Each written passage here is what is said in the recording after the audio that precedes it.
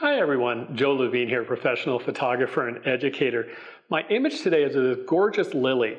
Now I'll admit, when I first started thinking about it, looking at the flower from the top down, I was envisioning a nice soft shot. However, when I looked at the underside, what I noticed was there's a lot of interesting contours, lines, and a lot of potential contrast and detail. I decided to bring that out. I'm going to use a macro lens, almost 1:1. For lighting, I'm going to go with more of a soft light with a little bit of punch to it also. So I have a single LED. It's going into this one large white reflector, giving me that nice overall soft light. But again, I want a little punch. So I have a smaller reflector. It's almost mirror-like. It's hitting right at the top, a little bit of backlighting, some light coming through.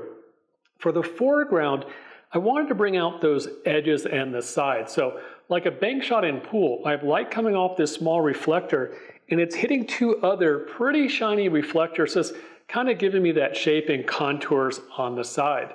For the background, I have one more LED. It's going through a glass pattern, creating a neat little texture. So let's double check focus and we'll see what we have.